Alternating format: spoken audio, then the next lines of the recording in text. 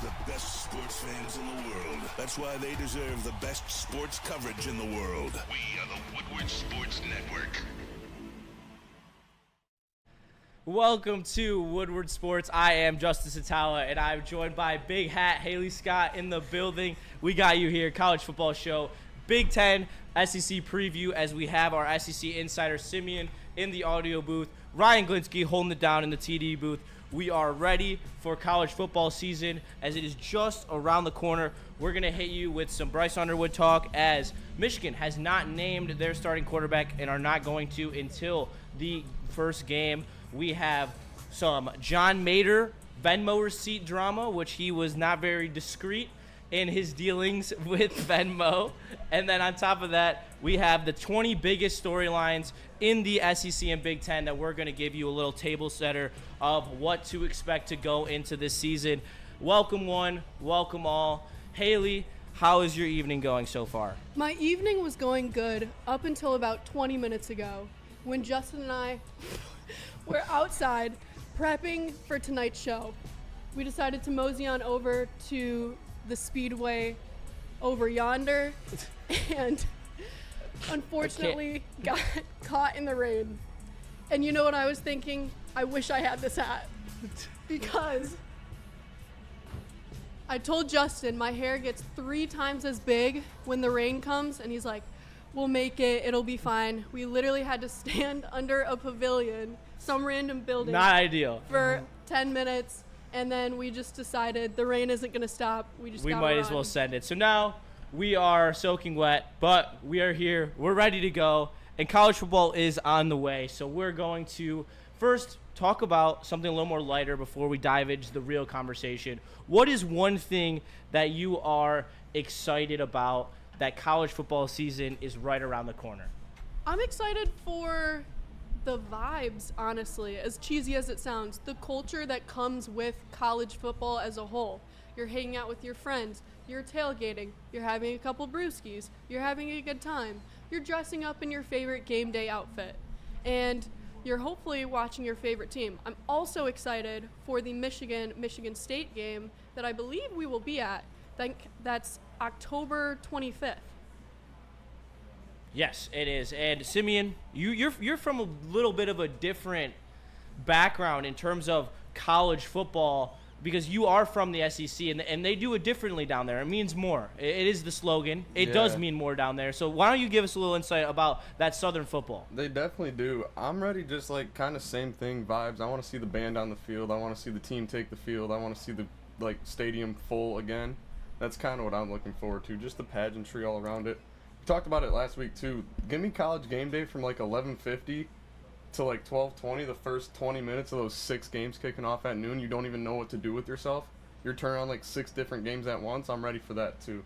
I mean that there's no better feeling. I mean, waking up, you're getting up from your Friday, you're getting into the day, and then you just get to turn on some top 25 matchups. I mean, it doesn't get any better than that. I can't lie.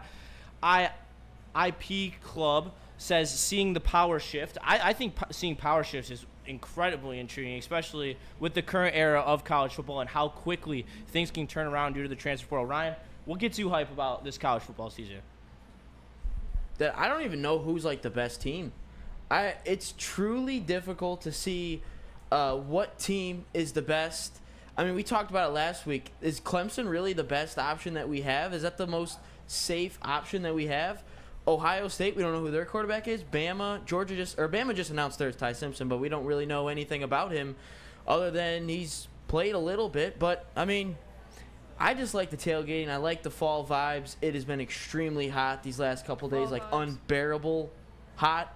I like it being warm, but 90 degrees. Simeon, I don't know how you do it in SEC country down there, but I'm hyped.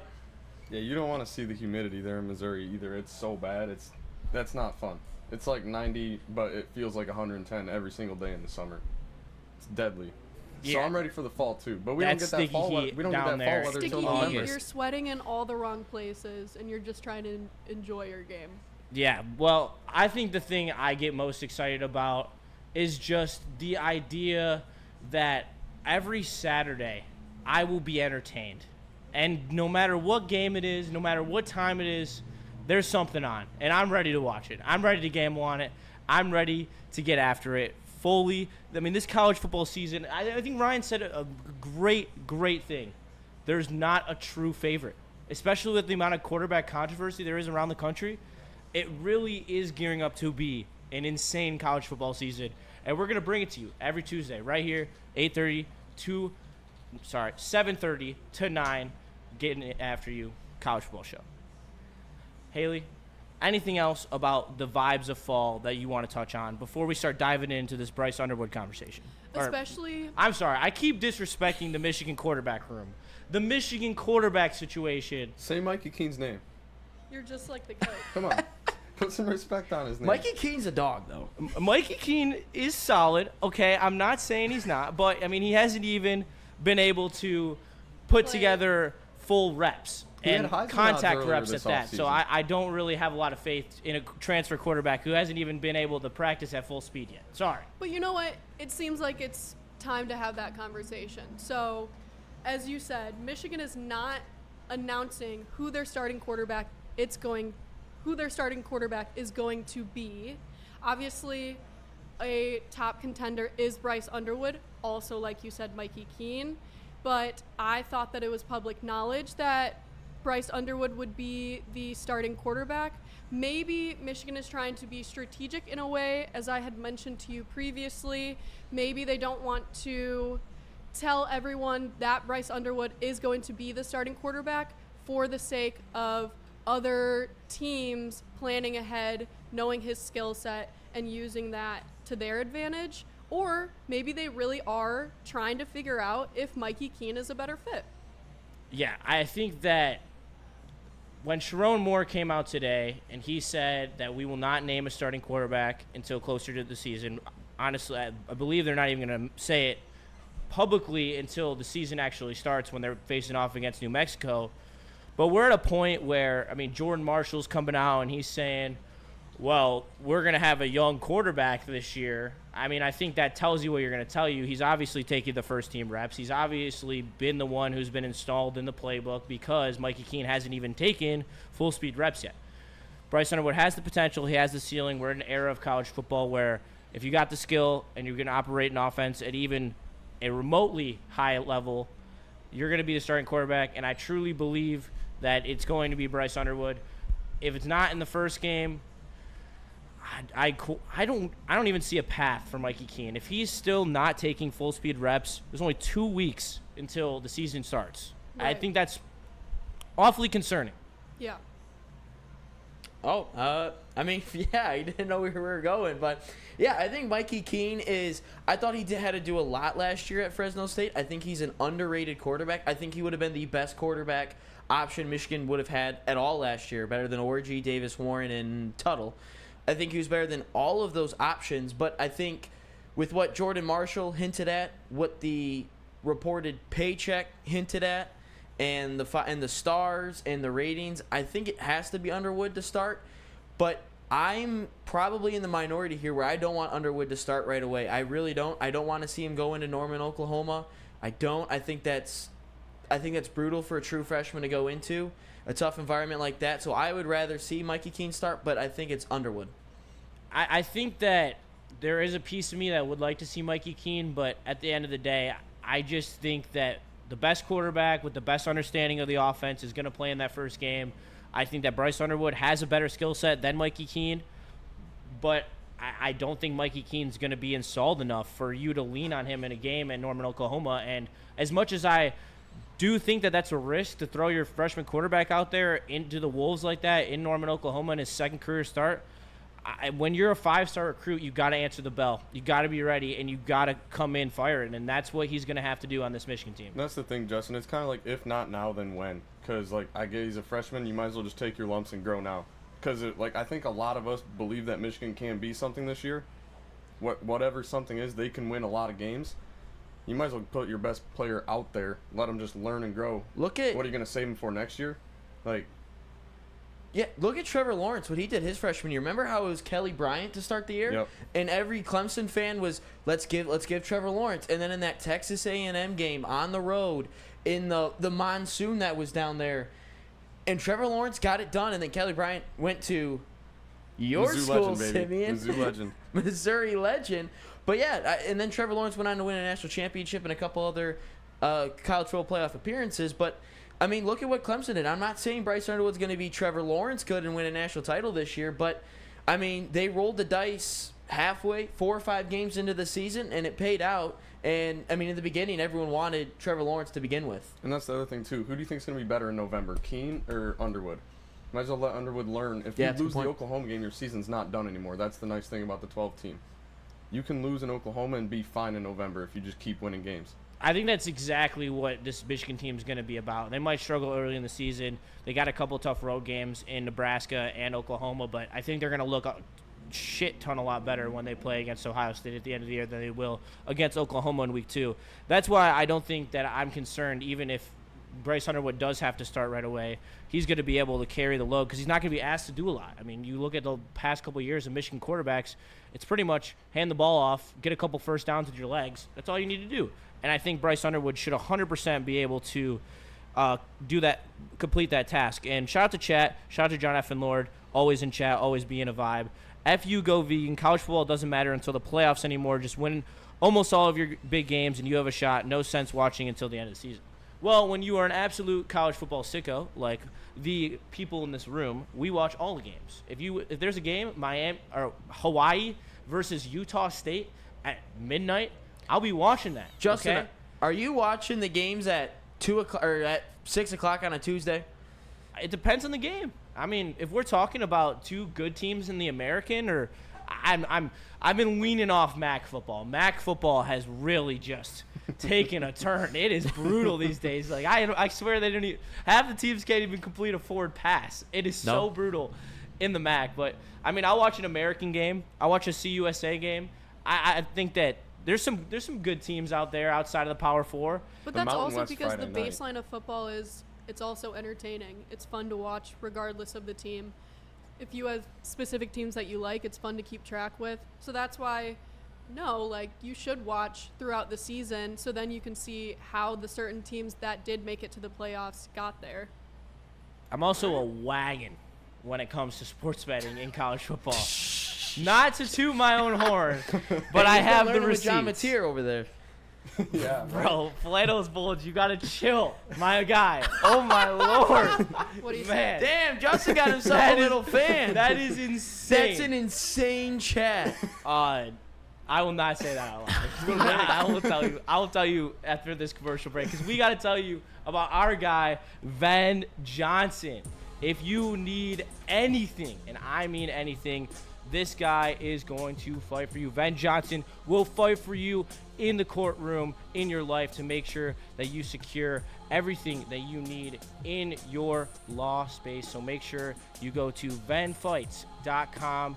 Van Johnson, the fighter for you at Van Johnson Law.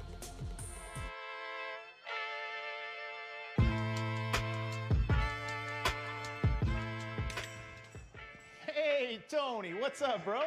Same circus, different clowns. For sure. You want the usual, the big zip? You know me too well. Throw a little something extra in there for your ma. Oh, Hope man. she's doing all right. Ay, guy, sei un santo. Ah. You're a saint. All right, buddy, we'll see you next time, okay? Grazie. Congratulations to the real coach of the year, Motor City Dan Campbell. Just put your head down and go to work. It's about to be fun, man. It's about to be fun. Woodward Sports. How do people feel about getting a Planet Fitness membership for $15 a month? How do they like working out in a clean and spacious gym that's filled with equipment for every workout?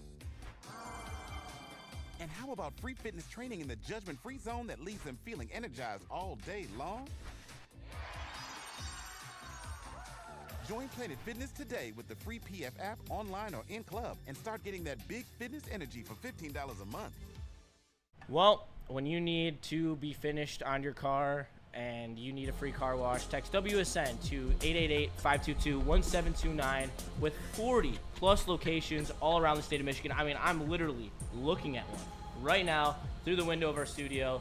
If you need a free vacuum, free compressed air, free mat cleaning, 8 interior cleaning locations that will hand towel dry your car as well. They will get you done right. So make sure you go to Jack's, get your car wash, and follow them on socials, Jack's Car Wash.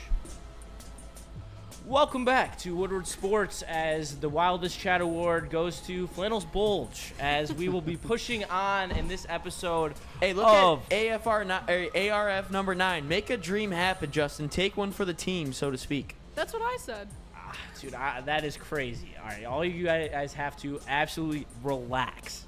But who doesn't also has to relax is John Mateer, as when he was a freshman, 2022, he sent Venmo receipts to his boy that said sports gambling and sports gambling parenthesis USC UCLA.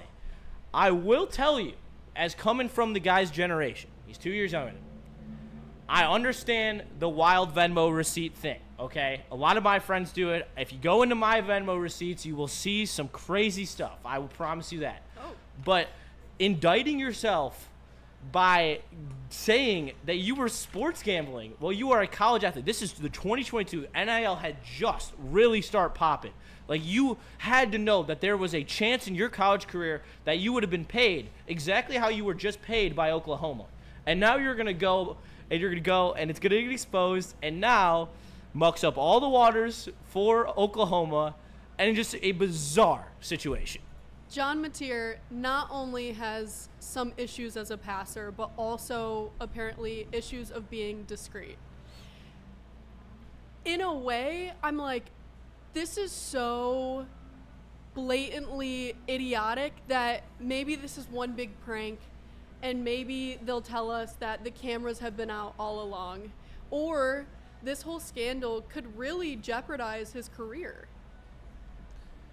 Yeah, I don't know whether or not this is going to actually affect their season. He's just told the university that he has not been involved in gambling. I personally think because it's the SEC, literally specifically because it's the SEC, I think nothing's going to happen. Yeah, Simeon. The SEC. We're protected. What do you want me to tell you? Best conference in the country. I mean, we can do whatever we want. But do you think there's no way he's serving any sort of punishment? I don't even know if I could see him just being like totally BSing and just saying sports gambling as a joke. But like I don't really know what'll come of it because they're not messing around with this. Like, it's actually a huge deal. They won't put up with it. So if it is real, he could like not play a game. You never know. Like, it depends on how fast they investigate it too, because that stuff we've seen it like with Malik Beasley. It doesn't just happen overnight. So I don't know how that's gonna go. Right. But so are they just under investigation right now? It's just has a an waiting investigation period? started? Like, I don't even know if they've started. I don't think so. No, the investigation hasn't started like, yet. these All that has screenshots come just out is happened. that Oklahoma has denied that John Mater has gambled to Pete Thamel, and we will have to see. I don't think anything will happen. But have any of you ever had a situation where you've gotten caught with a Venmo description No. in a similar situation? You got to keep that thing on lock. Like, Yeah. you keep I that on private all private. my You don't exist for a reason. You don't like, you don't tell anyone what you're doing at all, because I know some of my friends have gotten caught by their girlfriends Venmoing other people, other girls things, Whoa. and all of a sudden bad things happen. So you got to keep your you got to put your Venmo lock on private. You got to make sure no one sees it, regardless of who you are, athlete or just an ordinary person. You got to make sure you keep that on quiet. True, because who you send it to is public, and then the little description is also public. Yeah. Yeah, Ryan is apparently moving in complete silence. So am I, though. I private all You my keep that Venmo quiet. requests. I just don't think it's necessary, especially if you're a D1 college quarterback. I definitely think that you shouldn't have your Venmo receipts public, but that's only me personally. Or just be smarter about what you make the description. That as well. I think that blatantly saying sports gambling is so stupid. Like, That's what I'm saying. I'm not trying to insult the guy's intelligence. I really am not. He's a good football player, but holy Yeah, but crap, man! come You are a on. D1 NCAA quarterback. Like, what are we doing? See, Justin, I knew there was a reason why John Mateer was your guy. Big sports betting guy. You sports bet a lot. I understand now why he's your guy. Apparently, it's translating because I am high in Oklahoma. I'm high on a couple other teams as well. So I really think that we're gonna have to get into it. we got to start the Big 20. We got to start diving into it. We're going to hit you with the 20 biggest storylines in college football from the Big 10 to the SEC, the two biggest conferences, the two best conferences. We'll definitely debate it at the end. I know Simeon's going to be glazing his SEC dogs. That's okay, though. It means more. Big Ten's won the last 3 national titles, so, not a big deal. Cheaters. But Whoa. Still Ryan, Bama. Take it away. Yeah, so the first question is going to come out of the Big 10, if I can find it. There we are. The Big 10. How good will Julian Sayin be for the reigning national champion Ohio State Buckeyes? I think that Julian Sayin has the ability to be pretty damn good to open the season. The good thing about being Ohio State's starting quarterback is you don't have to do a lot. It's pretty simple. Get the ball into space to Jeremiah Smith and Carnell Tate. They're both dogs. They're 2 of the best receivers in the country. It's literally not that hard to be Ohio State's quarterback, and Will Howard showed you that. As big of a game manager as you possibly could be for Ohio State last year was Will Howard. Yes, he did make some elite throws down the stretch, especially in the playoff, but Julian Sayin has that arm talent. I saw it in the spring game, his ability to find those windows, a lot of Jared Goff-esque throws in the middle of the field, finding those windows between tight coverage. I really think that he's got an ability to hit the sidelines well, set up Jeremiah Smith for some big plays. I do believe that Julian Sayin will be very solid for Ohio State, a lot similar to what they got out of Kyle McCord. I think he just needs to focus on being fluent with his offense and working with them well. He needs to have heavy presence and also intelligence when it comes to these big competitors' defense. For example, Texas's defense, that's going to be a big game. And if their offense can't match up to the level of their competing ability against a strong defense, then they might fall short. Yeah, I do also love their additions that they made through the portal. I think C.J. Donaldson is an absolute beast in the backfield coming out of West Virginia. Simeon, how are you feeling about Julian Sayin and Ohio State? I feel good. They got the most talented roster year in, year out, too. That makes life easy. And we've seen Ryan Day kind of just flip these quarterbacks through. He doesn't really have problems, seamless transitions with new quarterbacks year after year. It might take a little bit of time, like we talked about with Underwood, but I think they're going to be just fine. They'll probably lose to Texas. What does that hurt? That doesn't hurt you in the long run, Nothing. and they're just going to continue to grow like that. So I think he's going to be pretty good, and you can get a couple years out of it too. Yeah, I like all of your guys' points. I think that Sayin is going to be eventually good. I mean, it's Ohio State. How can you you have a Lamborghini? Don't F it up. Like, it's simple as that. He's got the best wide receiver, arguably the best player in all of college football, probably, in Jeremiah Smith. I mean, what else can you really do? Oh, who's the Purdue tight end that they got? I forgot his first name. He's really good though. That was one guy they picked up in the portal. Max Clare. Yeah, that guy. He's a really solid. But moving on to the next Big Ten team. It's a familiar face here in Detroit, and we're going with Oregon. How good will or how much will Oregon improve with Dante Moore? I think that they have the ability to be even better than they were last year. Personally, I think that Dylan Gabriel has always been a physically limited quarterback in terms of his ability to throw outside the numbers. And he was a great decision maker. He was great throwing those short and intermediate passes that you have to run in that Oregon offense, because at the end of the day, it is purely about distributing. But for a guy like Dante Moore, he has the arm talent to really take this Oregon offense to the next level and give them that aspect of deep threat presence that they didn't have under Gabriel and did with Bo Nix.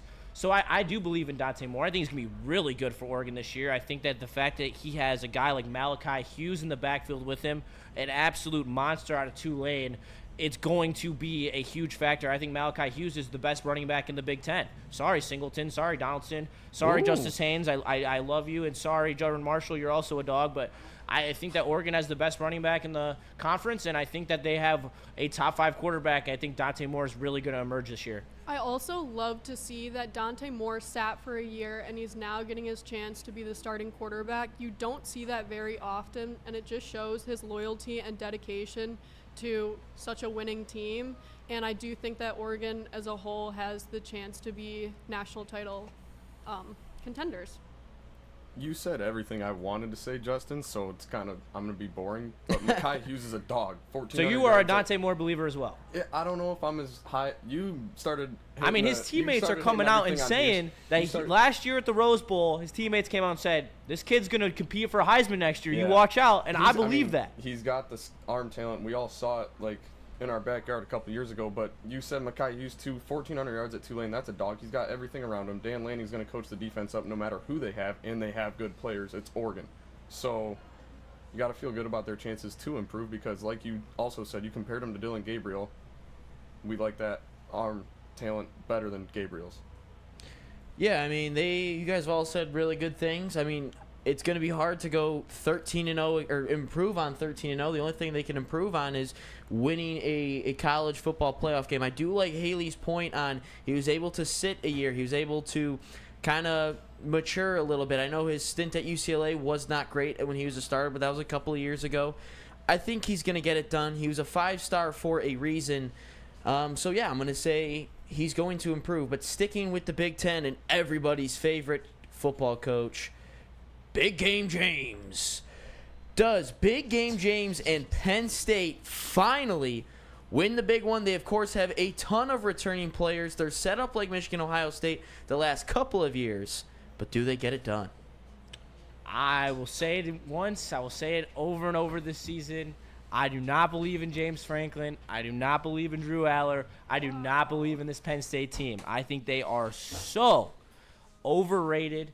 I think that they had the most Mickey Mouse route to the college football semifinals that you will see for hopefully a very long time, because that was an absolute joke. Drawing the worst last team in, SMU, in the first game, making a team from the South travel to Happy Valley, already a tough task, regardless of how good SMU is, blew them out. Then they get gifted Boise State in the second round. Oh, my God, what a joke. That is absolutely obscene. And look, Drew Aller, I know everyone glazes him. Everyone loves him. He's 6'4". He's 225. He's massive. He's got all that juicy, deep arm talent. Wow. But no, he is just not even remotely close to the big-time player that people make him out to be. You saw it last year. He had a chance to win the game against Notre Dame, and what does he do? Throws an interception. Notre Dame goes down, kicks a field goal.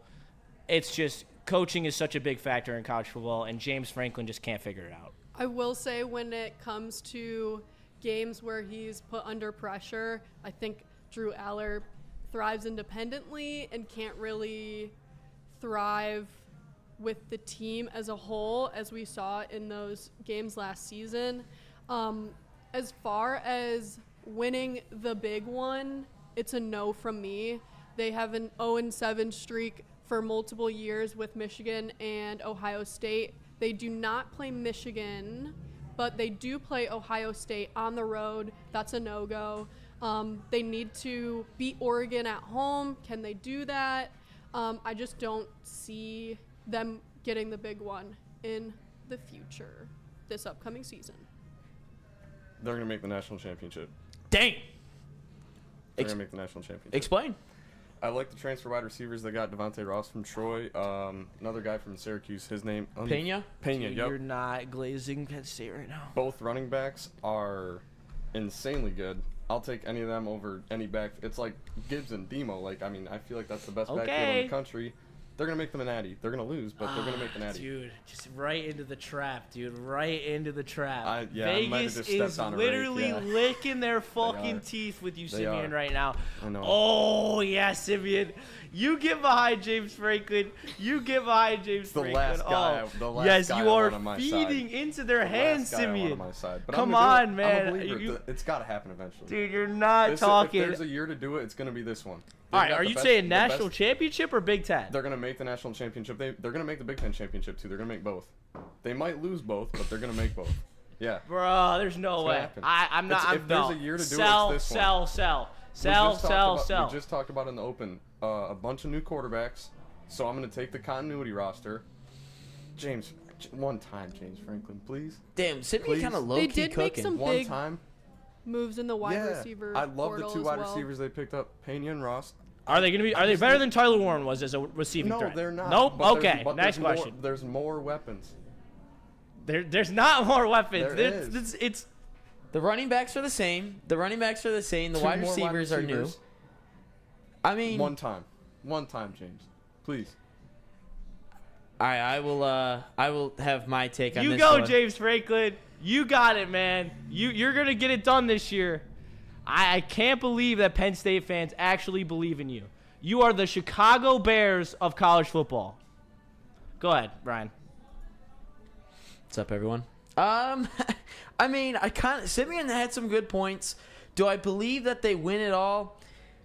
On paper, they should, though. They should, on paper, win it all. I mean, they're set up exactly like 2023 and 2024. Well, 2023 Michigan, 2024 Ohio State. They're set up exactly. Veteran quarterback, good on the ground, good offensive line. Not great. They have a good defense, and you know they're going to produce an edge rusher. Everyone called me crazy. I said Will Howard was a better quarterback than Drew Aller last year. I just don't think.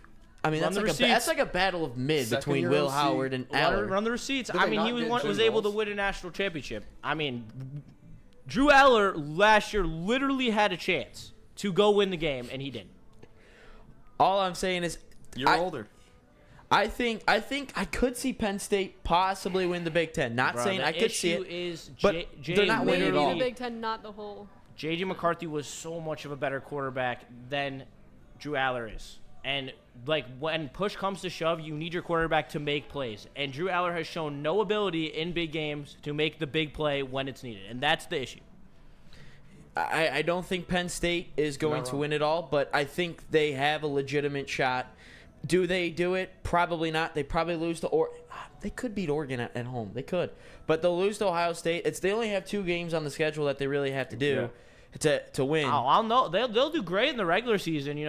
Good old James Franklin, locked to win, 10 games in the regular season. But, those couple big games, drops a couple big logs, he blows.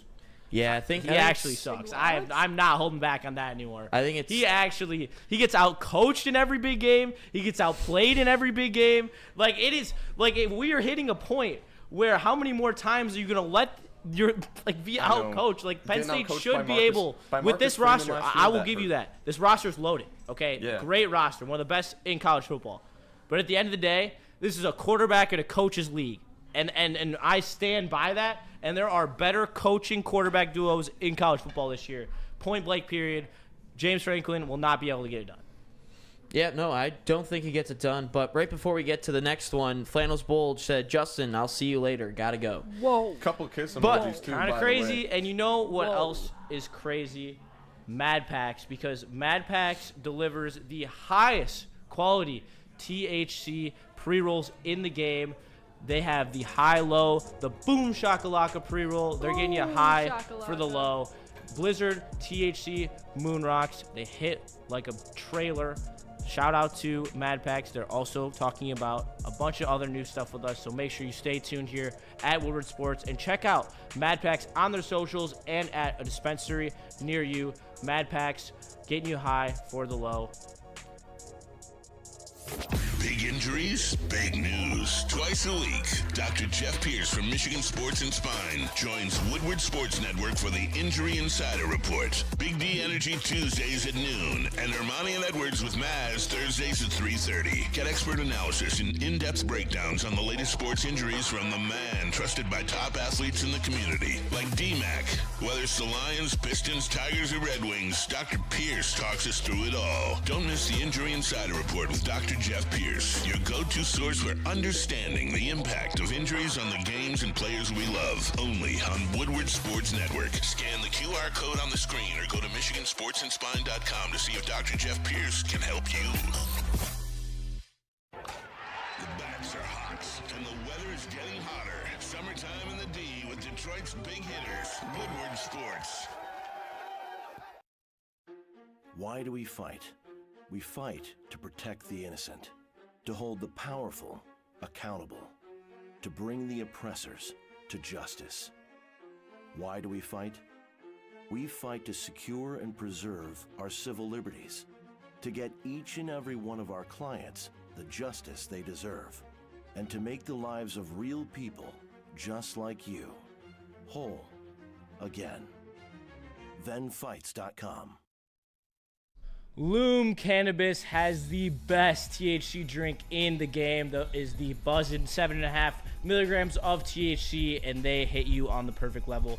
They have over 30 locations in the great state of Michigan, all the way from Walled Lake to Petoskey. So make sure you stop into Loom. Use WSN30 for 30% off your entire order, or scan the QR code. Order online or in store today. That is Loom Cannabis. Welcome back to the College Football Show. I am Justin Satawa, joined by Hailey Scott, Simeon, and Ryan. All of us are having a fantastic time, enjoying all of your company. So make sure you smash that like button and be a friend, tell a friend, share the stream. Anything helps, as we are a growing new pod. But let's continue to dive into it, as we're going to kick it back to Ryan for the big headlines of the Big Ten. Yeah, I also can't wait for the season to get going, and all of a sudden Neil goes up to Simeon and goes, "So who lied to me? Who lied to me about Penn State?" That's exactly what's going to happen. That's exactly what's going to happen, Simeon. Way to go. I got a receipt out there. Damn. All right. Yeah, I'm texting him right now. All right, but the next one.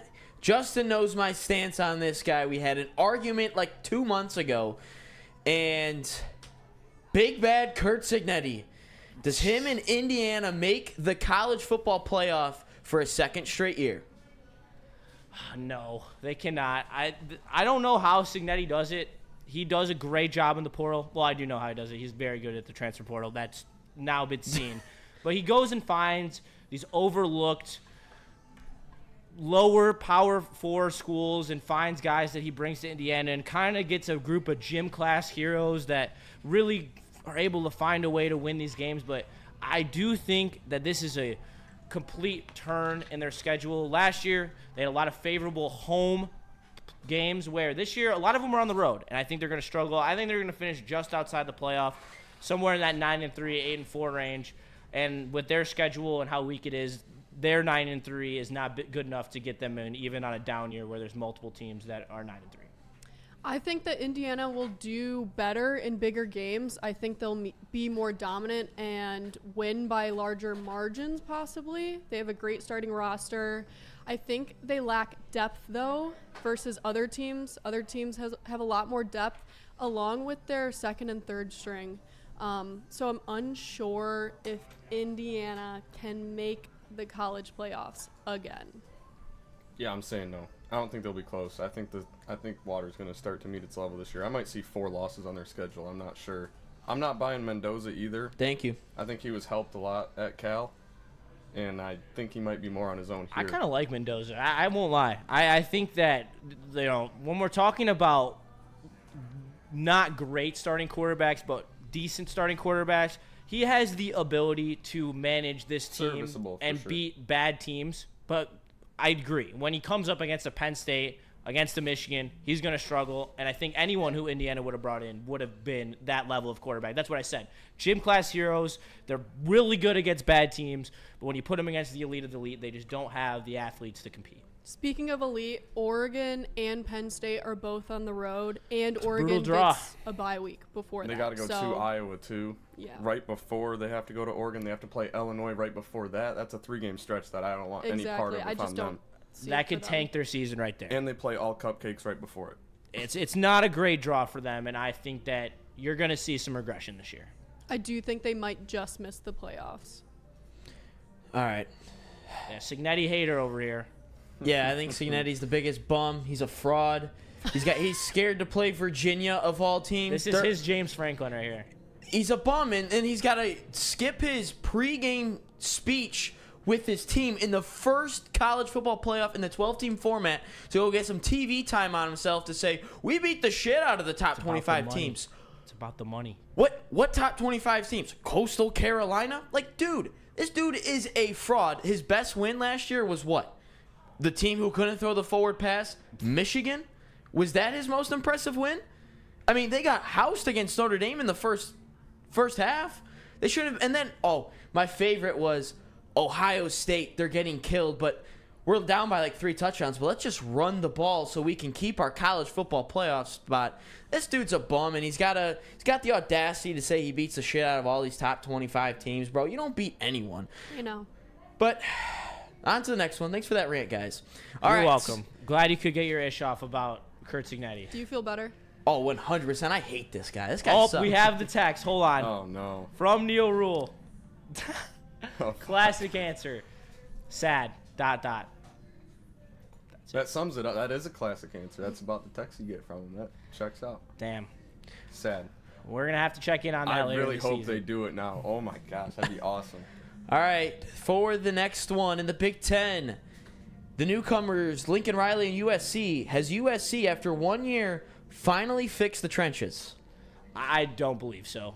They lost a lot in the portal. And they gained a little bit back, but I truly just don't think that they are built to play Big Ten football. I think that you saw it year after year in the Pac-12. They had an inability to compete because the teams that had good offensive lines and just as much talent as them would just utterly dominate them. I think that there's a lot of games on the schedule where it's 50-50 games. I think that USC has some good talent. I do like Jordan Mailata a lot. I think they got some good receivers. But at the end of the day, I think that we're looking at a team that's just a little incomplete. And I think that they're an 8-4 football team at best. Yeah, their offensive line is not equipped enough. It's definitely still a work in progress. They need better players on the edge. I just don't see them being Big Ten, like, equipped to compete with those other teams. And it seems like USC is always in the trenches. Does it not? Yeah. Yeah, it seems Built like they're soft. always fighting for mediocrity at this point. Or always trying to get out of the trenches. I'm a USC believer this year. Oh, boy. I Dude, think Simmons coming in firing today. Oh, my I God. think Mailata, Sanders, and Lane is like a trio that can go up against anyone in the conference, and that's going to win you a lot of games alone. They have a really weak They're going to start beat the up on the schedule. bottom of the conference. Yeah, they got a that's for weak sure. start to the schedule, right, leading into a 4-game gauntlet: Illinois, Michigan, Notre Dame, at Nebraska. That's going to define their season, but I think they could be trending going into it, which could help some things out. I am a believer. You know what, in Simeon? USC. I think they can make their presence felt. You think that they can be a playoff team? I don't know if I want to go that far. No, I think they could sneak up and win 9 games and ruin some seasons. Yeah, and I don't So think you're Lincoln, saying 9-3. Yeah, I think they could win 9 games. All right. And Lincoln Riley hasn't I can forgot how see to it. coach. That's the one thing I'm going to fall back on. Simeon, I'm gonna agree with you. I Let's think go. they did. They Wow. got the guy from Kentucky, Keyshawn Silver, I believe was his name, and that Jarrett guy from Georgia as a D tackle.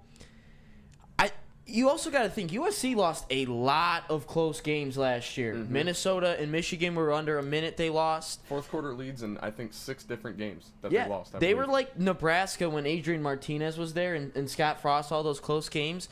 And this is USC. They had a year to figure it out a little bit of how the Big Ten plays, just like I think Oklahoma did with the SEC. I think he has. Lincoln Riley's a good coach. Don't get me wrong. He produced Baker Mayfield, Caleb Williams, even though I hate him now. Kyler Murray, Jalen Hurts was there for a year, so he knows what he's doing. I don't think USC is a playoff team, but I could see them definitely improving. They went 6-6 last year. I could see them winning 8 games. 9.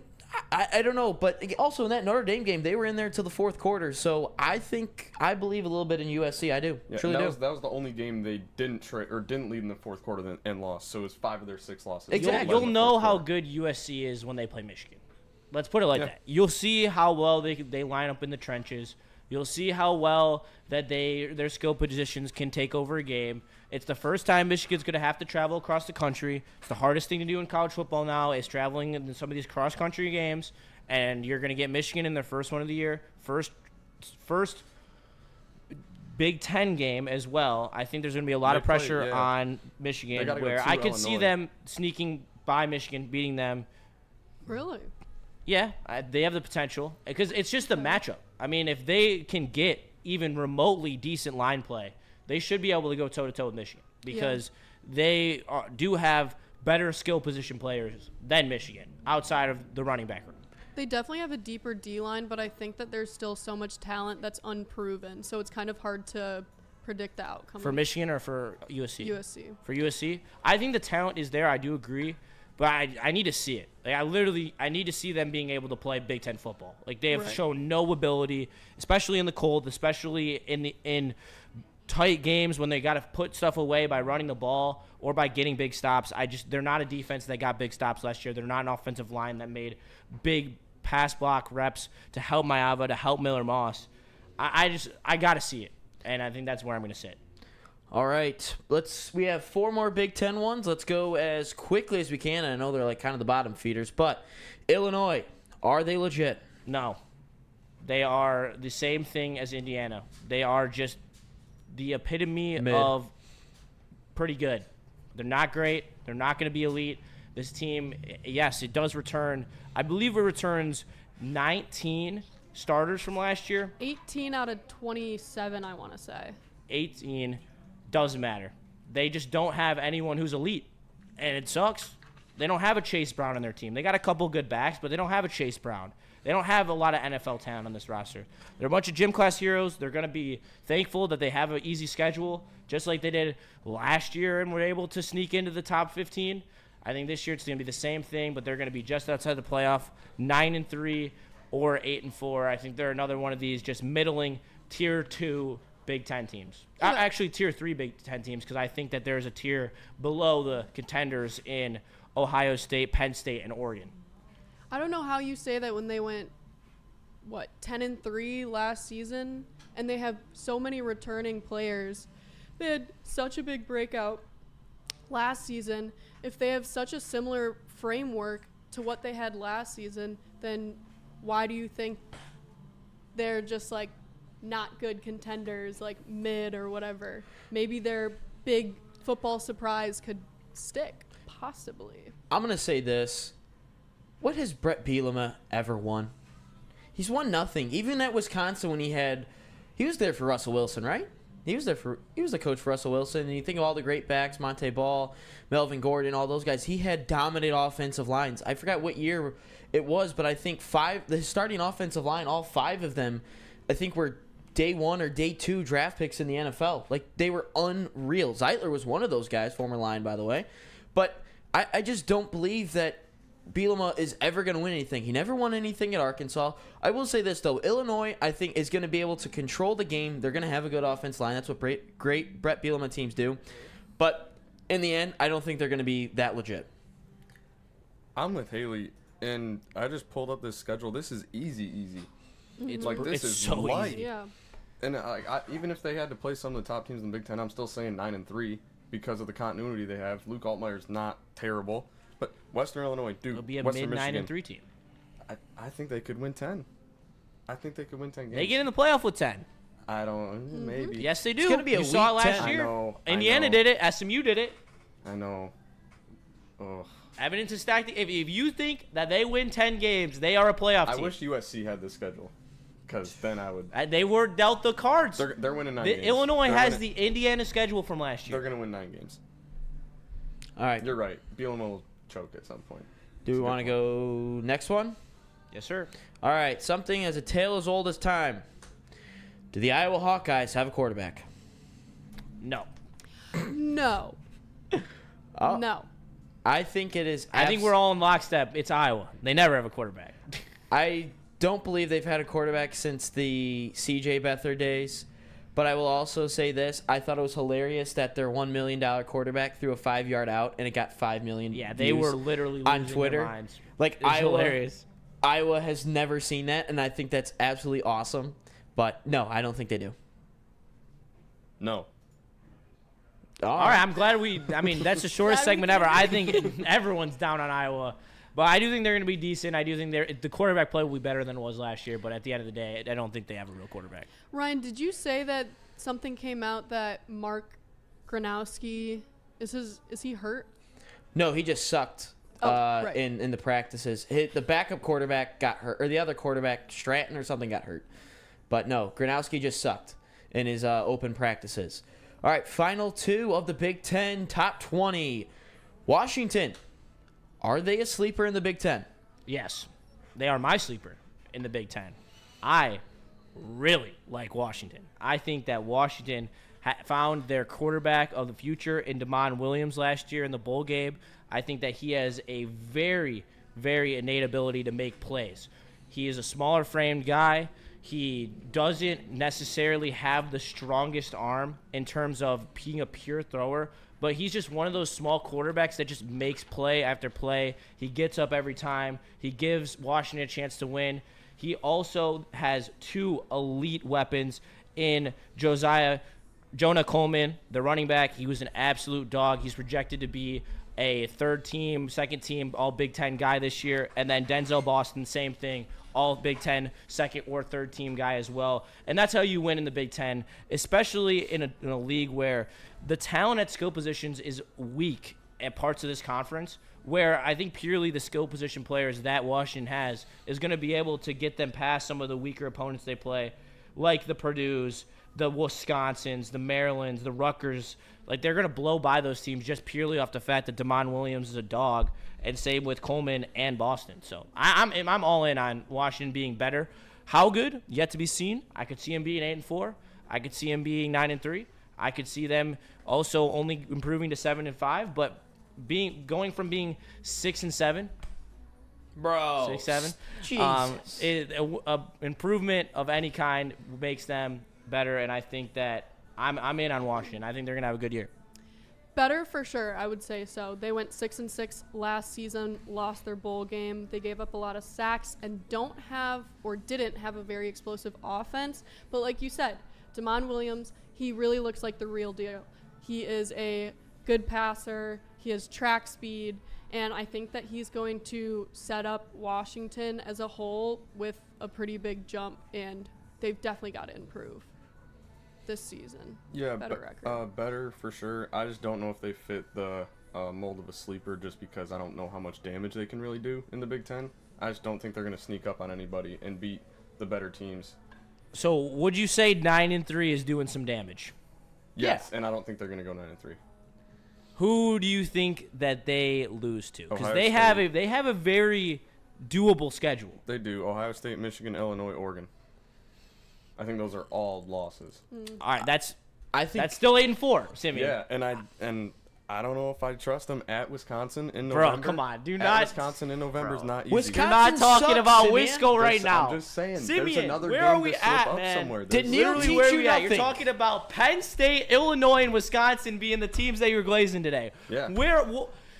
What are we doing? Don't forget about USC. Dude, are you just is you just like, you're just joking around because we're not talking about your conference, man? Like, pretty much, yeah. I think this conference sucks. No, I'm kidding. I just don't think Washington's a sleeper because they can't do the damage. They're not going to sneak up on anybody. They won't beat a good team. all right. So I'm gonna say Washington's a sleeper. all right, hold on. I'm about to bet this man. This is one I cannot stand for. All right, I will bet you 6.5. Washington over wins. And we'll do lunch, sweatshirt, whatever you want to do. I'll buy you a nice Missouri sweatshirt. Ooh. Or whatever you want. Whatever you want to wager. 6.5 wins. I'll 6.5's too low. 7. They can win 7. Pure 7. 7 flat. 7 flat. We'll push at 7. We're gonna push.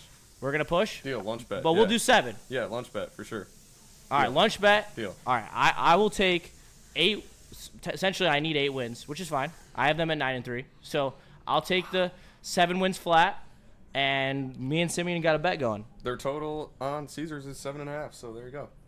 Hey, I love that we're teaching the youth betting. I Don't end up like Mateer. John Mateer. Yeah, don't do any John Mateer shit. I'm gonna say you guys haven't even mentioned. I think one of the best players on this team, Takario Davis, corner, dog. Yep. And I was reading something, and this writer was like, he struggled last year. They didn't throw him the ball. They didn't throw his way a ton. I'm sitting there. I'm like, he's a corner. He's not supposed to have the ball thrown to him. Like that's the mark of a good corner. That's the Yes. dumbest thing that you could have written.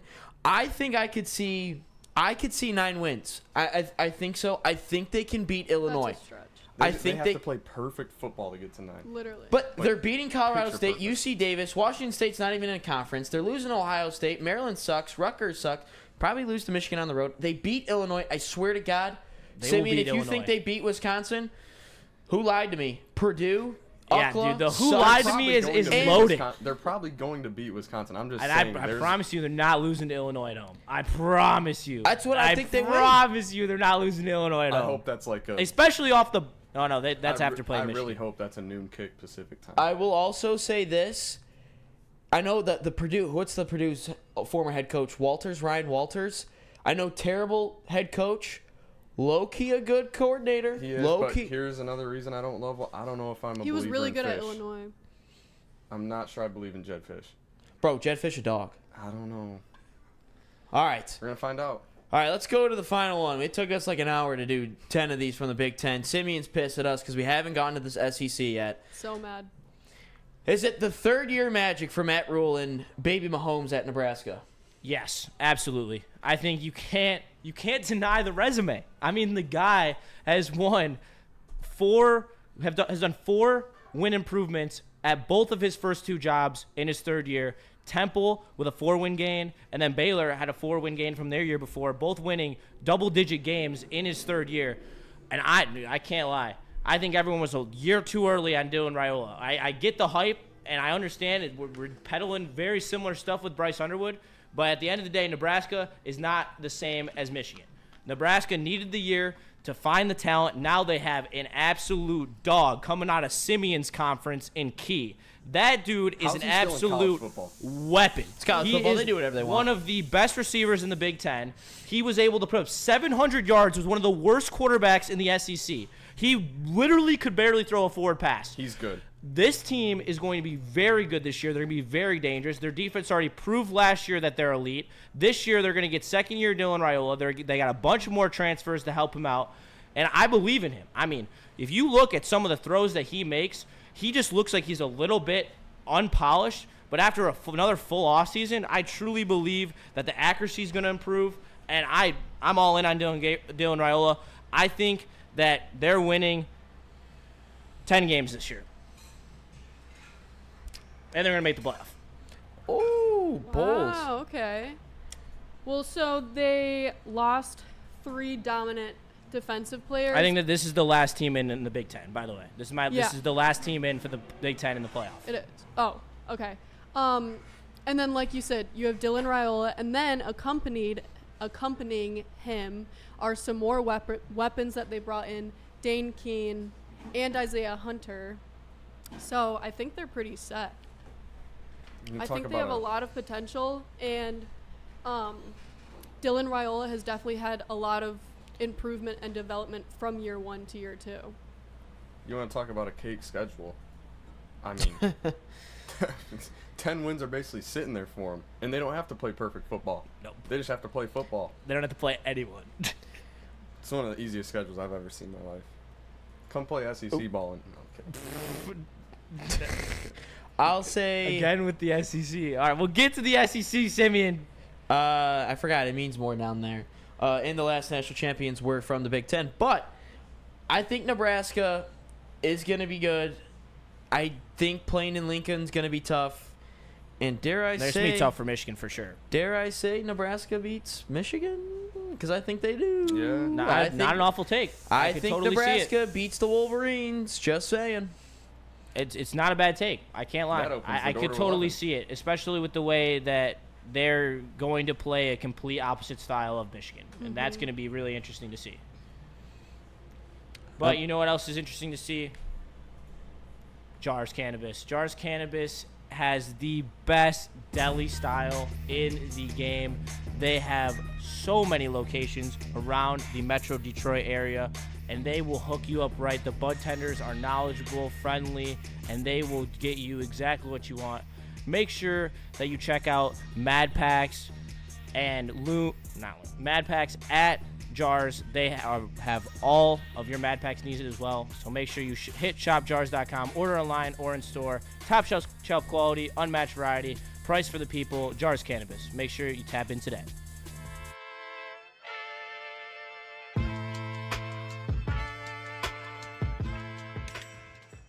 Hey, Tony, what's up, bro? Same circus, different clowns. For sure. You want the usual, the big zip? You know me too well. I threw a little something extra in there for your ma. Oh, Hope man. she's doing all right. Ay, guy, sei un santo. You're a saint. All right, buddy, we'll see you next time, okay? Grazie. The bats are hot, and the weather is getting hotter. Summertime in the D with Detroit's big hitters, Woodward Sports. Why do we fight? We fight to protect the innocent, to hold the powerful accountable, to bring the oppressors to justice. Why do we fight? We fight to secure and preserve our civil liberties, to get each and every one of our clients the justice they deserve, and to make the lives of real people just like you whole again. ThenFights.com. Welcome back to the Big 20, where we give you 20 of the best questions in the best headlines of the Big 10 and the SEC. I am Justin Satawa. I'm joined by Hailey Scott, Simeon, and Ryan. We appreciate you all being here. Make sure you smash that like button. It helps a ton. And we will get right back into it as we are now to the SEC. And there's a lot of debate about which is the better conference. We will try to keep that to itself until we get to the end. But, Ryan, take it away. All right, let's start off with someone that just got named the starting quarterback in Ty Simpson in Alabama. Is Ty Simpson going to be good enough to make Alabama make the CFP? I think that he will be. I think that with the weapons that Alabama has, they have a great wide receiver core. They got Jam Miller in the backfield, who's a very physical, powerful runner. Their offensive line's going to improve. I think that defense underperformed last year. I believe that they're going to take a step forward. And I do like DeBoer bringing back his old OC from Washington to be able to call this offense. I think that space spread offense that he runs, where he's able to get these elite wide receivers into the open areas on the field, especially guys like Ryan Williams. I want to see Ryan Williams have some more yak opportunities and getting crossers over the middle. I think that that's really going to be unlocked. And Ty Simpson doesn't have to do a lot. I mean, this is a lot like the Ohio State thing. You just have to be a good distributor. He's Mac Jones with a little bit more legs. He's got that white boy wiggle. I really think that he's going to be enough to propel Alabama into the college football playoff. I do think Ty Simpson's skill set is a lot better for Ryan Grubb's offense. He's definitely going to be more of a facilitator. When it came to Jalen Milroe last season, he had problems with indecisiveness. So I think that Ty Simpson is going to have to be reactive and show that he can make decisions under pressure and last minute. I agree. I like his skill set better too, and like you mentioned about the coaching staff, DeBoer can coach ball, and so can Ryan Grubb. I trust those two because you watch them at Washington, they run a play and it's like, how's he open? How's he open again? How's he open this play? It's like 3 plays in a row. It's like, is the defense asleep? And when you have Ryan Williams, just throw it to him. He's down there somewhere. He's down there somewhere. I love that one, Simeon. I don't know. I really just think the Kalen DeBoer era, I think at Alabama is just going to be underwhelming. Compared to what they had in Nick Saban, I think Kalen DeBoer kind of knew when he took this job that he was going to be fired within like 3 or 4 years because he wasn't going to win a national championship, and that's just not the standard at Alabama. And I think he's just, hey, I got like $90 million, so I'm just going to keep to do as best as I can. Do I think he's good enough? I'm going to go no. I don't know. I just want Alabama to just suck. I really do. They've annoyed me for my entire childhood. They just annoy me and all. So I'm going to say Alabama. I'm going to say Ty Simpson no. But on to the next guy who looks like he's a 40-year-old man and has had a 401k for like 30 years. Gunnar Stockton in Georgia. Do you believe in Gunnar Stockton at Georgia? I think that Gunnar Stockton last year is a very interesting being because he did He's got a receding hairline. Some flashes when beating Texas, but when he went up against these elite defense, he did look pedestrian, and I think that is some concern from Georgia. Their roster obviously littered with talent. They're going to have one of the best defenses in the country. Can Gunnar Stockton be at least a distributor to this Georgia offense? I have my question marks, but I'm willing to just say it's Georgia. Kirby Smart's going to get it right, and if Kirby Smart goes with Gunnar Stockton, then I believe in Gunnar Stockton. Even though that is a absolute cop-out answer, I know, but it's Georgia. Come on now. Well, Gunnar Stockton played a couple of meaningful games last year. One in particular, their loss against Notre Dame. I think that people's minds are a bit muddled by the fact that they lost, but that does not take away from the fact that Gunnar Stockton played well in that game, and he threw well. Excuse me. And I feel like he knows the system, and he can put players in a position to play at a high level, which not everyone can do. So, yeah, I mean, I guess we'll just have to see. Do we believe in him? Yeah, we can put some belief in there. We can put some belief in there. I kind of feel the SEC same way. expert, Timian? Yeah, I feel the same way as you, Justin. There's just like, when we saw him against real defenses, Notre Dame made him look not good at all. Like, that was not a good showing. Trust Kirby Smart and the talent around him. Does it win him enough games to get the job done? That's what I don't know. I don't know if Gunner's that guy. I'm kind of torn on Gunner Stockton because if they can turn Stetson Bennett into a 2-time national champion, I know the defense was great and they had great pieces. It's a tough argument to go against right there. But, and Carson Beck, they were decent with Carson Beck too, and he sucks. I also can't trust the receding hairline. I'm going to say no in Gunner Stockton. The receding hairline is a factor. The receding hairline loses aura. Sorry, Flannel. He loses aura. And I'm also going to say that Notre Dame game really scared me. He just looked rough. I don't know. I just don't believe in Gunner Stockton. I don't believe in really any of these quarterbacks. But a name that everyone knows, especially the last name, Arch Manning in Texas. They're a very young group. Is the youth and inexperience concerning to you? Oh, it's got to be. I mean, they have one returning starter on the offensive line, and they're about to go into Ohio State week 1, and they're going to be expected to block one of the best pass rushers in the entire country. Yeah, no thanks. I think this Texas team is setting up for, honestly, a failure of a season because I don't think they're national championship good. I think that they have a lot of question marks on their roster. I think that they're going to struggle to become a true unit with only 4 returning starters on offense, and their schedule is brutality. I mean, they have to play Florida. They have to play Georgia. They have to play Ohio State. They have to play Alabama. I mean, they have to play Oklahoma. It goes on and on and on, and I think that they're going to be a victim of their own schedule.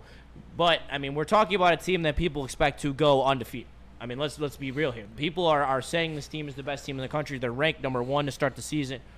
But at the end of the day, I don't see how this team deserves to be number 1 in the country. They have way too many question marks. I think it's just name value, Arch Manning, getting the hype going, and it's just to draw people into that Ohio State-Texas game and ultimately fool them on that game thinking that Texas is a better team than Ohio State. They do have a whole new offensive line, so can we put all this trust in the youth? I'm unsure. Their defense is loaded, though. So if the offense can eventually work their way up to the level of their defense, then, yeah, I think we could still be good. Obviously, Arch Manning is, what would you say? Generational. His last name sure is. When you've seen him on the field, he does look like a true athlete. I mean, he has accuracy. He can see the field. He throws the ball on time. So, I don't know. I think that I have high hopes for Texas. I have high hopes for Texas, too. And I know I was talking down on them, but they still are a literally 0.5 seconds ago you were. I'm aware. They are still a very good team, but they will not be – I don't think they're going to win the SEC. Let's put it like that. Yeah, I'm a believer. I think they're going to be just fine in the long run. A few too many true road games that are tough to go undefeated like a lot of people are saying. But like you said, they got studs on all 3 levels on defense that are coming back. Baxter's back, Wisner's back, Wingo's back on offense. They got weapons everywhere, and if Arch is who we think he can be, then I'm not too worried about him. They're going to figure it out in the long run. They're going to be there in January. Yeah, you guys all bring up good points. I think the youth is concerning. The wide receivers are a lot. There's a lot of new ones, so the continuity between Arch Manning and the wide receivers is a little bit of concern. But I think Sarkisian and all of them they'll gel by the end of the season. Do I think they go into Columbus and win? No, but I think what you're going to see in Columbus and what you see later on in the season is going to be a completely different team. I also thought Arch Manning should have been in the game a little bit against Ohio State towards the end there, but that's neither here nor there. Shout out Flannel for that one as well. But yeah, I think this Texas team, there's going to be a lot of growing pains in the beginning, but I think towards the end of the season, you're going to see them hit their stride. Book it. Lost to Ohio State week 1. Oh yeah, I don't think anyone is doubting that. We'll talk about that one closer to the season. And shout out to Phoenix Sundust, who said Boomer Sooner, and that's the next one I picked. Is Boomer Sooner back? I think in terms of being relevant in the SEC race, yes. And I think that's more than you can say from the past couple of years, regardless of John Mateer's ability to send Venmo receipts. He still is a very good quarterback, was highly touted in the portal, the number one quarterback that did move. I think last year you saw it with Cam Ward, how big of an impact getting the number one transfer quarterback can do for a team. Bringing his OC with him as well from Washington State, so this team should be well prepared to be able to be a good team this year. I think last year the defense had no question marks. They were very good. It was just the better of them being left on the field too long by their offense. Jackson Arnold sucks. He is absolutely terrible. Can't even complete a forward pass. John Mateer, on the other hand, has the ability to make some plays. He is a true playmaker, and I am excited to see what he can do with Oklahoma. I think that they did a great job in the portal. My only question is Garrett Riley truly a good head coach, and I think that will be answered this year, because if they are not good, it will be completely on him, and he will be fired. Oklahoma took a major step forward in 2023, but unfortunately a major step back in 2024.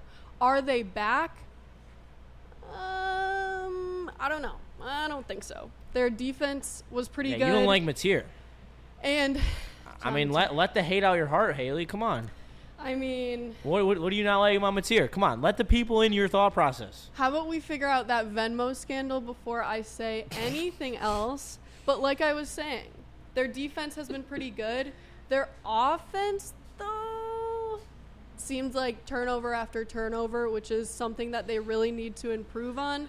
So let's just see what they look like this upcoming season, and then we'll really be able to determine if they're back. No, they're not back. They're not going to be good. Venables, I don't think Venables is a good coach. I think he can coach some defense. I don't think he's a good overall coach, managing a locker room or anything like that. I think he'll lose the locker room just like that. And the final 7 games on this schedule, good Lord, man. I would want nothing to do with that. I also don't think Oklahoma's back. I think they beat Michigan, but I don't think they're officially back. I do like the running back they got from Cal, Jaden Ott. Jaden Ott's a dog. I think he's going to be really good. I mean, this team has definitely one of the best running backs in the SEC. This team has gotten a lot better. This is, again, another team like USC that has had to figure it out a little bit. The first year in their conference a year ago. Now they have a year under their belt. Venables knows what to do, but I just don't see Venables and Oklahoma being truly back. And when we mean truly back, Oklahoma's competing in the playoff, competing for a national championship, and I just don't see it with Oklahoma. I just really don't. But they're a much better team than last year, I'll tell you that. I think they're a 9-3 team in the SEC. I think they're going to have a good season. Not bad. They're going to be ranked in the top 25, but at the end of the day, I think it's ultimately going to be a little too little to make the playoff. And also, shout out to you guys correcting me. Venables, not Garrett Riley. I am screwing up my old Clemson coordinators. But we're going to good old Rocky Top. After Nico Iamaleavin left, they have no quarterback. And really, just how good is Tennessee?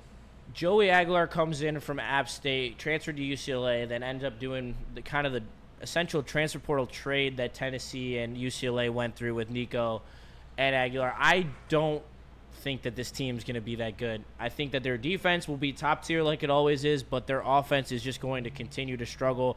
They lost Dylan Sampson last year. In my opinion, he was the only bright spot on that offense. I think that Nico is completely challenged as a passer. You saw it in all the big games when he went against the Alabamas, the Georgias. Ohio State. I think that Joey Aguilar will give you a lot of the same. I think they're going to be an 8-4 football team and win some games at home, but when they go on the road against good opponents, they're just going to get smacked, and it's going to get ugly.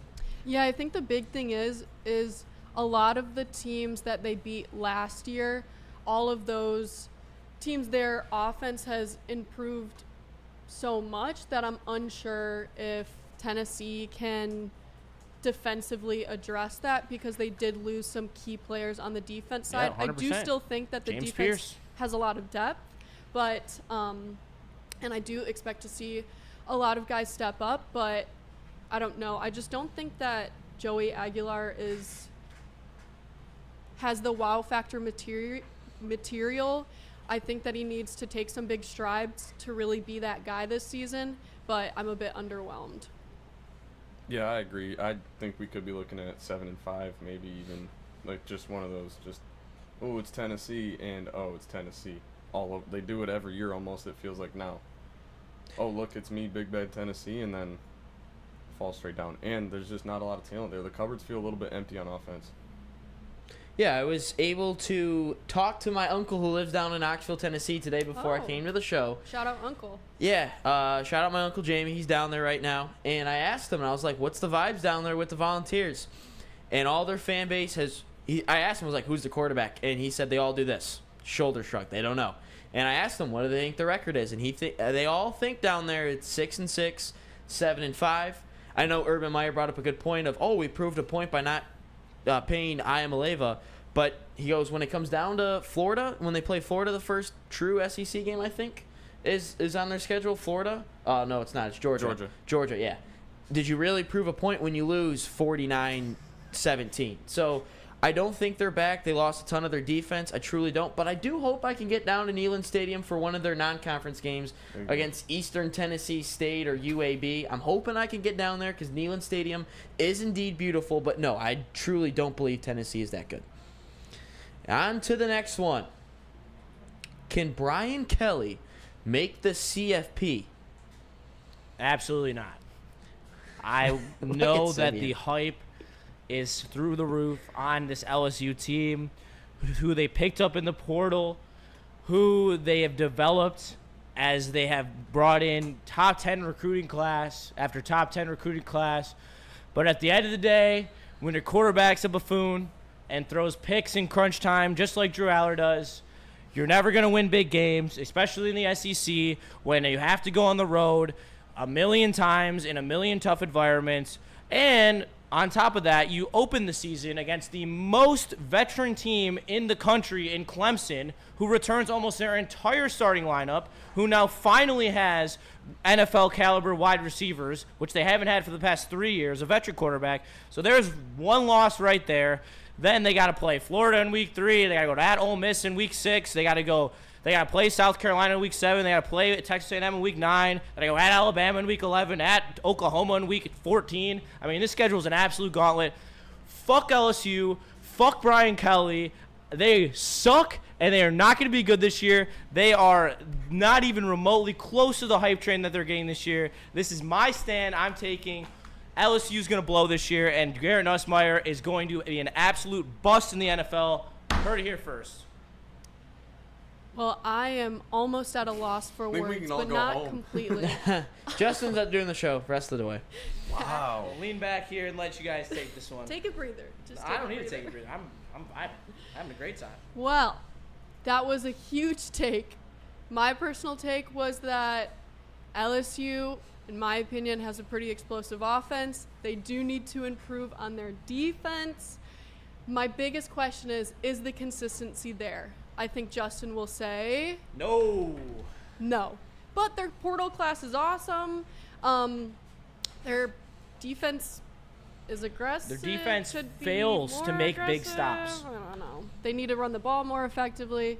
Yeah, I don't know. I don't feel as strongly as Justin, but All right, here comes Simeon, and I know what he's going to say, okay? He's going to be the complete opposite of me again, and he's going to say some dumbass take about OSU, and he's going to fall right into the James Franklin, Brian Kelly trap. He's going to fall right into the skeevy little hands that they want him to fall into. So go ahead, Simeon. Who lied? Tell him how it is. Come on. I feel bad now because you just talked this up. I think you're right. I really like Caden Durham and Nuss. I like Nussmeier a lot. I don't want that to, I think he's a really good quarterback. The schedule is not friendly at all, and I hate Brian Kelly. This thing could be over by November for them. If you really look at the schedule, Clemson, Florida, at Ole Miss, South Carolina, at Vanderbilt, Pavia, and Texas A&M. Pavia. Could be over by and November. Bama and Oklahoma are on the road. Yeah, that's even, and that's before it could be done before November for them. And I like Nussmeier. It just, Brian Kelly, choke artist, don't buy it at all. Thank you, Simeon. I hate Brian Kelly. I just hate him. That's what he's the sole reason why I hate Notre Dame. He solely is. And when Alabama killed them in that national championship game with Manti Te'o, oh my God, that was amazing. It was over in the first quarter. But no, I don't think Brian Kelly. I think he's gonna be fired.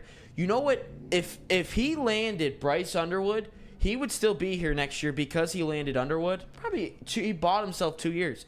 But with him losing Bryce Underwood, he's on the chopping block after this year. And no, I don't think that they're making the CFP. Now on to another former 5-star quarterback, my favorite quarterback, DJ Lagway. Is he going to break out this year? Oh, 100%. I mean, he is primed to break out this year. 6-1 as a starter last year as a freshman. Oh, my Lord. I mean, I am so high on DJ Lagway. You might as well call Loom because that's how high I am, because he is going to be an absolute stud. I mean, he can throw it. He can run it. He's absolutely huge. Everything that you want in a prototypical college quarterback. His weapons aren't necessarily the best versus a lot of other of the Power 4 SEC quarterbacks have, but, I mean, you don't need it. When you are an absolute hoss like DJ Lagway is, man, he's going to be special, and he's going to be the next great Florida quarterback. Maybe I'm on the other side of the Florida college football media, but are we not concerned about his health? I know that he had He's a dog. When he's on the field, he last is. year, and it seems like there's talk about there still being concern about his health. It seems like he's had a couple of minor injuries that could potentially turn into a bigger injury. Do you guys not care about that at all? It seems like you don't. That's literally exactly what I had written down. All right, is you when he's say on your the piece, field- and then I will follow. When he's on the field, generational. I just don't know. I mean, I don't want him to get hurt, but when he's on the field, dangerous team, terrible schedule, and I don't like Billy Napier almost as much as I don't like Brian Kelly. I don't think he can coach. That's my only fear with them. And like you said, lack of weapons could be an issue. He can't do it all on his own in that conference with that schedule. Yeah, I don't think that they're going to be like the team to beat in the SEC. Like, I do still think that the top dogs are the top dogs, but this Florida Gators team, if Lagway's healthy, will be nipping at their heels. And when you have a quarterback like DJ Lagway, you will be able to beat teams that you are ill-equipped to beat just off of your quarterback's talent alone. And that's where, if he is on the field, this team's going to be dangerous, and they're going to be one of the best teams in the SEC. Yeah, in college football, if you have quarterback play, you have 8 built-in wins, no matter who you have.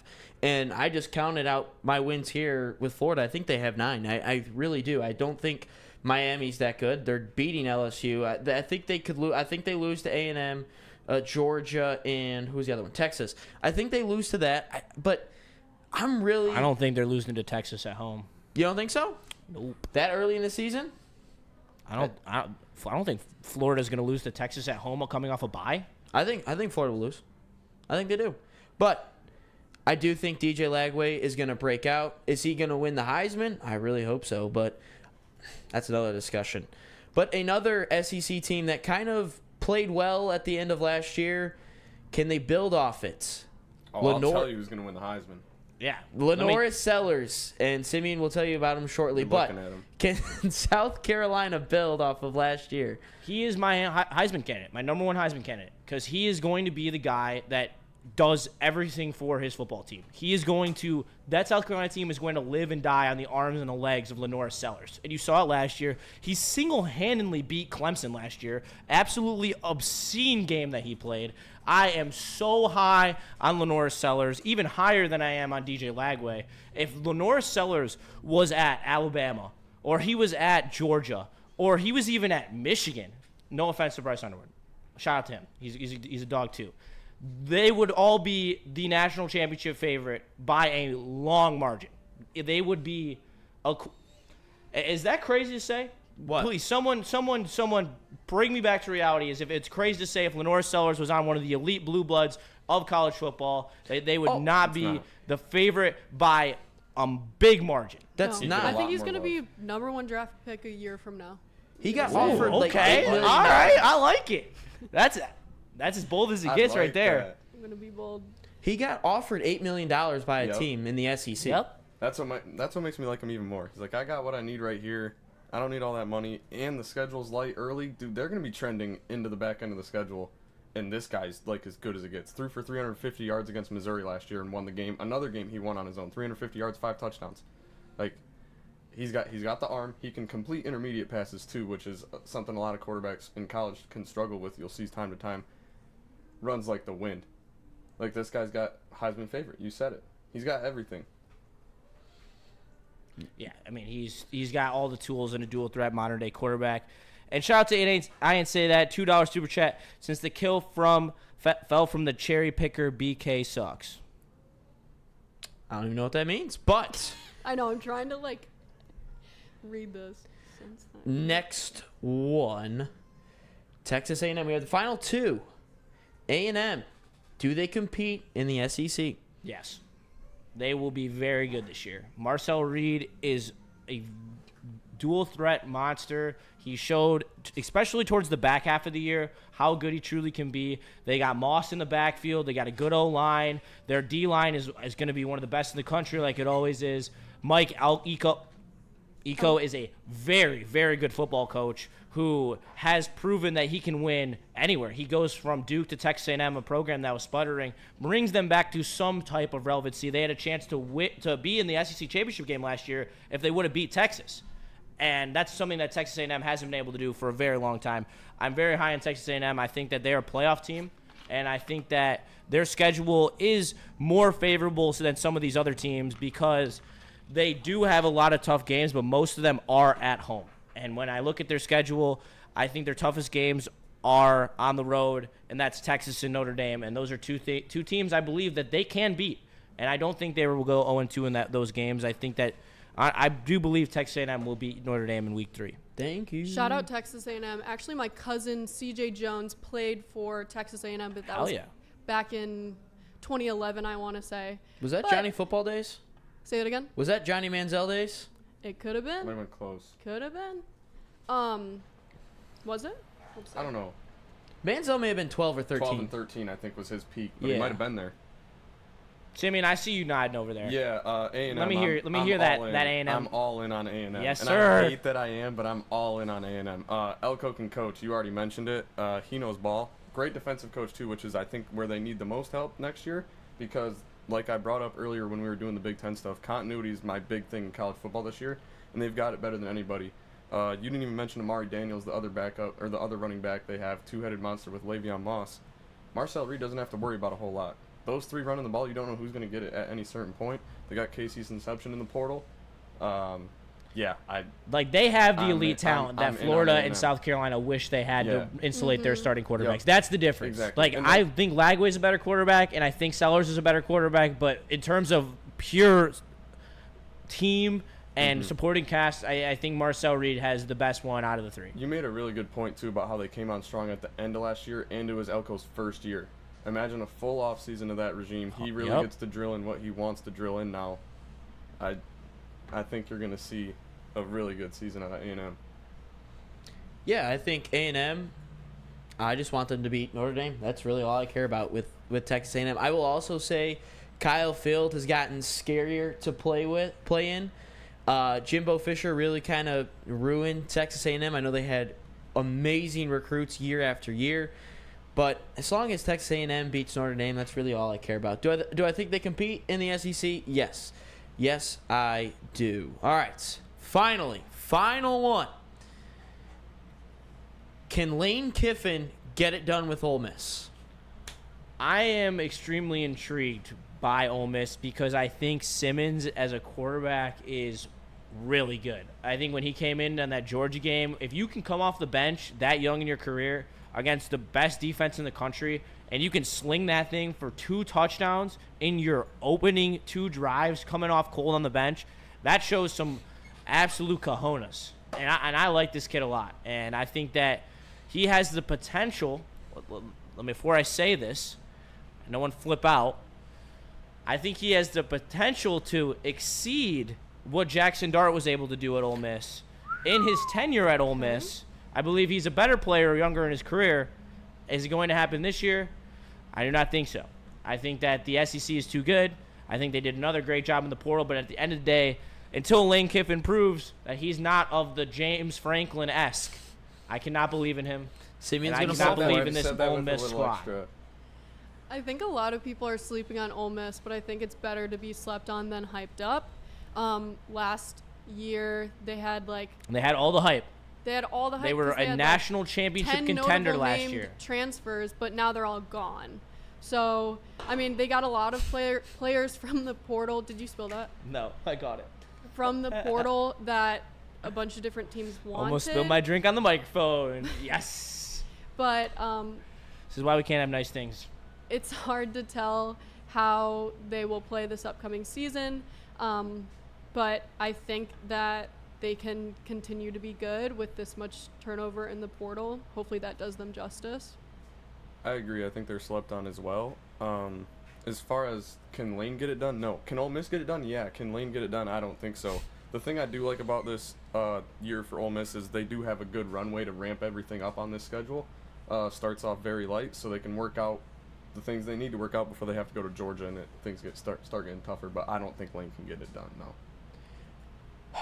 There's something about Lane Kiffin and James Franklin that just can't get it done. I think that if Ole Miss couldn't have gotten it done last year with all the talent that they had, I felt like last year was the year. I don't think they're gonna get it done. They finally beat Georgia. I mean, it felt like last year was the year. If they were gonna get it done and they were gonna be a major player, it was last year. Jackson Dart was in his Anakin Skywalker arc for a couple of games and killed Georgia. But I kind of just go back to that Florida game where they had chances in the final game of the season to win that game. They were gifted opportunities, and they couldn't get it done. I just don't think Lane Kiffin or James Franklin will ever get it done. But that's all 20 of them. Now listen, 10 wins is good enough at Ole Miss. Doesn't matter how you get them. Doesn't matter what you win. 9 wins at Ole Miss is good enough for them. Exactly. They'll keep coming to tailgate every single week. They don't care. All right, well, to wrap things up, to honor everyone who stayed through this entire episode, shout out to you. Make sure you smash that like button. We appreciate you being here. Tell a friend, be a friend. But I have to hook you guys up with a sports bet, a future for the college football season. So if you go to a sports book that rhymes with schmaft bings, you will be able to go and take. Is that where John Mateer goes? Yes, that is where John Mateer goes. You will be able to go to conference leaders. Once you go into conference leaders, you look at Jeremiah Smith, plus 400 to lead the Big Ten in receiving yards. He did it last year with Tyler Warren as the second leading receiver, and he still out-received him by 100 yards.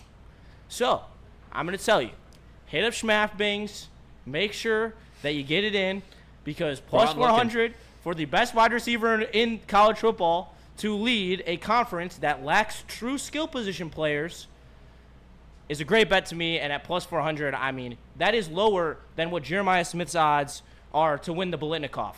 For him to win the Biletnikoff as the best receiver in the country, it is plus 270.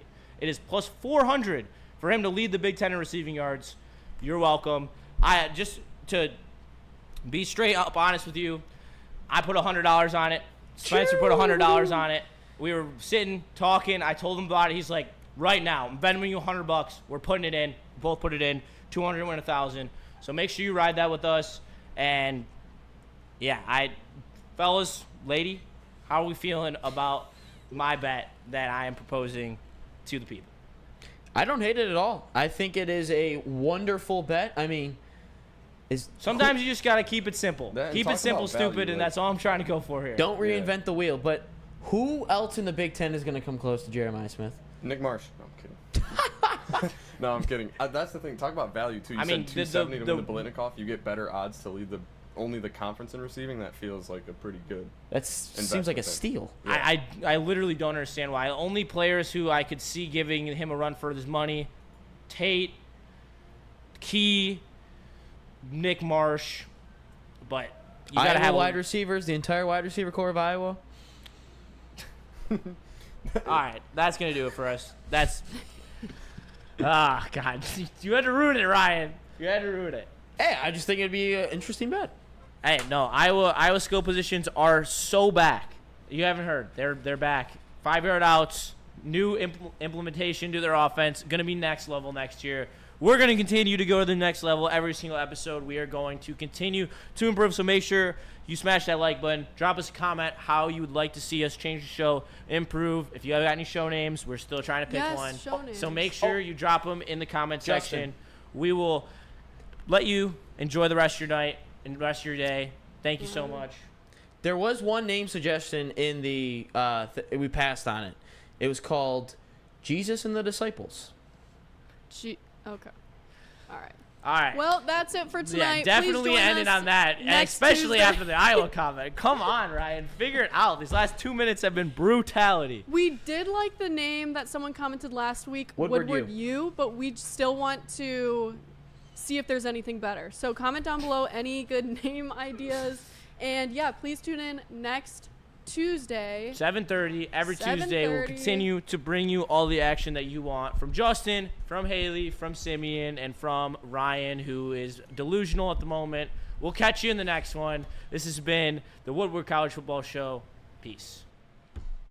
Detroit has the best sports fans in the world. That's why they deserve the best sports coverage in the world. We are the Woodward Sports Network.